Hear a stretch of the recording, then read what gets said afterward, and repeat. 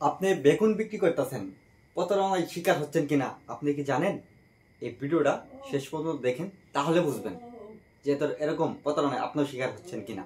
প্রিয় দর্শক শ্রোতা, আসসালামু আলাইকুম।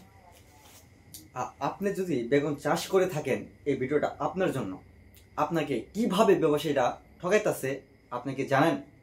জানেন না? এই বিস্তারিত আজকে বলবো এই ভিডিওতে। অবশ্যই ভিডিওটা কিন্তু শেষ পর্যন্ত দেখবেন, না দেখলে কিন্তু আপনি বুঝতে পারবেন না কত বড় একটা প্রতারণা করতেছে ব্যবসায়ী। আপনি কি জানেন? তা কিন্তু জানেন না। এই ভিডিওটা শেষ পর্যন্ত দেখেন, তাহলে বুঝতে পারবেন। আমরা অধিকাংশ লোক কৃষক যারা কিন্তু বেগুন লাগাই, তারা কিন্তু কোনো সময় হিসাব সে একটা বুঝি না, বা অনেকে মূর্খ আছে তারা কিন্তু হিসাবই জানে না।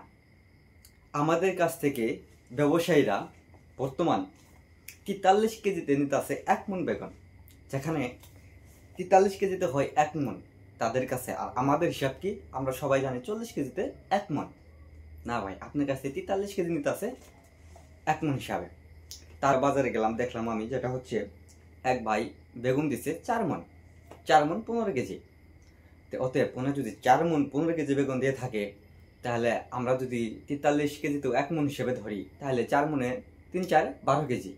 আমরা কিন্তু 12 কেজি তাদেরকে, যেটাকে ধতলা বলে, তারা নেই, এটা কিন্তু আমরা দিয়ে দিলাম। তাহলে থাকবো কই কেজি? 3 কেজি।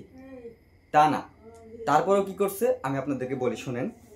তারপরেও তারা ওই যে 15 কেজি আছে না, ওই 15 কেজির মধ্যেও 1 কেজি ধতলা কাটছে।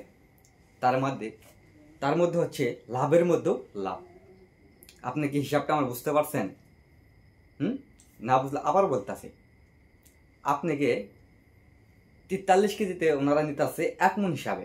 তার মানে আপনি 40 কেজি দিবেন, 1 মণ হয়, কিন্তু আরো 3 কেজি যেটা 1 মণের মধ্যে ধতলা, মানে তার হিসাব 1 মণে ধতলা দিতে হবে। আচ্ছা, আমি মানলাম, এভাবে দিব। কিন্তু তারপরেও তারা কি করছে জানেন?